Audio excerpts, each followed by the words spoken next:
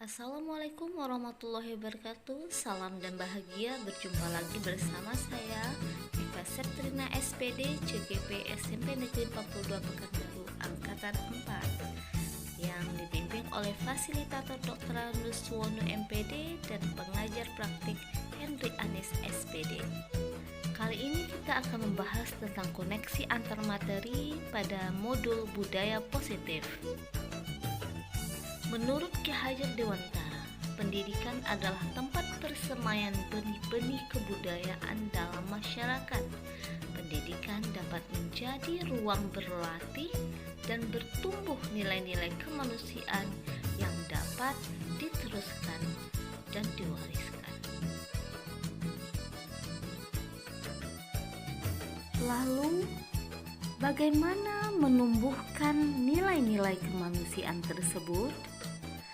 Karena sekolah merupakan pusat pendidikan formal, maka sekolah harus mampu menumbuhkan nilai-nilai tersebut dengan menjadikannya sebagai keyakinan sekolah, keyakinan guru, dan tentunya keyakinan murid sendiri, di mana guru dan murid membangun visi bersama dan menjabarkannya menjadi keyakinan kelas, sehingga terbentuklah lingkungan positif yang pada akhirnya menjadi budaya positif di sekolah tersebut. Kenapa untuk membangun lingkungan positif harus sebagai keyakinan, bukan hanya sebagai peraturan-peraturan yang harus dipatuhi? Sesuai dengan pemikiran KHD bahwa sejatinya pendidik sebagai pamong hanya dapat menuntun dan mengarahkan murid agar dapat menemukan kemerdekaannya dalam belajar. Apa itu merdeka dalam belajar? Merdeka belajar adalah kondisi di mana murid cakap mengatur hidupnya dengan tertib tanpa harus ada perintah. Untuk menciptakan murid yang merdeka, syarat utamanya adalah harus ada disiplin yang kuat, disiplin diri yang termotivasi internal sejalan dengan pandangan Diane Gosen tentang disiplin positif. Disiplin positif dapat membuat seseorang menggali potensinya menuju kepada tujuan, sesuatu yang dihargai dan bermakna. Dengan kata lain, disiplin diri juga mempelajari bagaimana cara kita mengontrol diri dan bagaimana menguasai diri untuk memiliki tindakan yang mengacu pada nilai-nilai yang kita hargai dan yakini, bukan karena menghindari ketidaknyamanan atau hukuman, dan bukan pula untuk mendapat imbalan atau penghargaan dari orang lain. Ini sejalan dengan 3 motivasi perilaku menurut Diane Gosen. Tentunya untuk membangun budaya positif tersebut, sekolah perlu menyediakan lingkungan yang positif, aman, dan nyaman agar murid-murid mampu berpikir, bertindak, dan mencipta dengan merdeka dan mandiri serta bertanggung jawab. Maka, seorang guru harus menjalankan perannya dengan baik dan maksimal dengan nilai-nilai diri penggerak dalam dirinya, terutama nilai berpihak kepada murid. Dalam menjalankan peran sebagai pemimpin pembelajaran dan mewujudkan kepemimpinan murid, seorang guru harus bisa memposisikan dirinya dengan baik.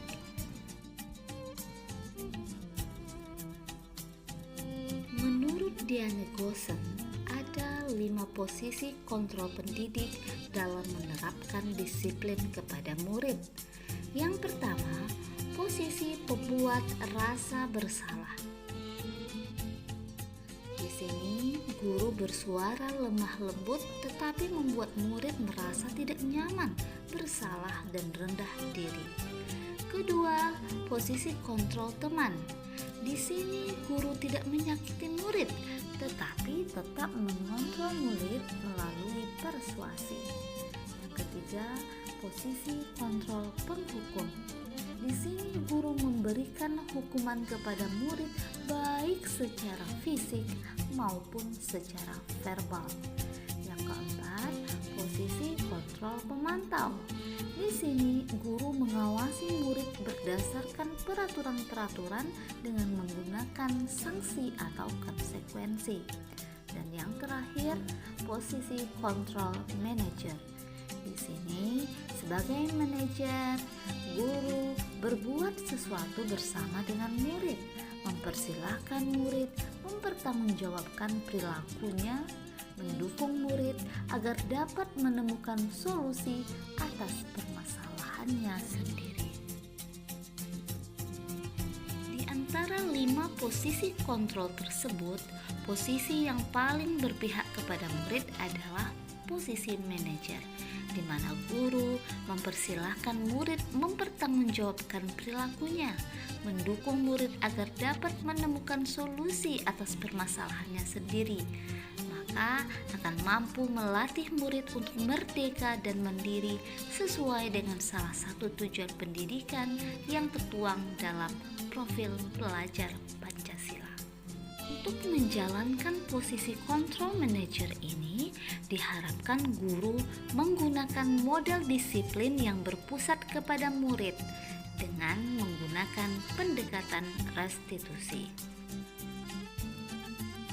Pendekatan restitusi adalah proses menciptakan kondisi bagi murid untuk memperbaiki kesalahan mereka sehingga mereka bisa kembali ke kelompoknya dengan karakter yang lebih kuat, bukan sebagai seorang yang bersalah atau gagal. Dalam melakukan pendekatan restitusi tersebut, guru bisa melakukan 3 langkah, yaitu 1. Menstabilkan identitas. Di sini, guru membantu anak untuk tenang dan kembali ke suasana hati yang baik dan menjadi kooperatif sehingga proses penyelesaian masalah bisa dilakukan. Yang kedua, validasi tindakan. Di sini, guru mencari alasan kenapa murid melakukan tindakan tersebut, bukan dengan menghakiminya sebagai orang yang bersalah, karena setiap tindakan pasti didasari oleh alasan tertentu. Menurut Dr. William Glasses dalam Choice Theory, ada 5 kebutuhan dasar manusia yang mendasari dia melakukan suatu tindakan, yaitu kebutuhan untuk bertahan hidup, cinta dan kasih sayang, kebebasan, kesenangan, dan kekuasaan. Ketika seorang murid melakukan suatu perbuatan yang bertentangan dengan nilai-nilai kebajikan atau melanggar peraturan, hal ini sebenarnya dikarenakan mereka gagal memenuhi kebutuhan dasarnya. Langkah yang ketiga, menanyakan keyakinan. Setelah kita tahu alasan murid, kemudian kita kaitkan dengan nilai keyakinan atau kebajikan yang ada baik di sekolah kita, di kelas, ataupun nilai-nilai universal. Setelah murid menyadari tindakannya tidak sesuai dengan keyakinan nilai kebajikan, kita meminta dia mempertanggungjawabkan tindakannya untuk perbaikan perilaku ke depannya. Sehingga diharapkan jika budaya positif ini berkelanjutan dan membudaya di lingkungan sekolah, murid-murid akan menjadi anak-anak yang bertanggung jawab, mandiri, merdeka, dan memiliki motivasi internal karena didasari oleh kuatnya keyakinan dan nilai-nilai kebajikan dalam dirinya. Pada akhirnya, visi dan misi guru, sekolah, dan pemerintah akan dapat terwujud dengan baik.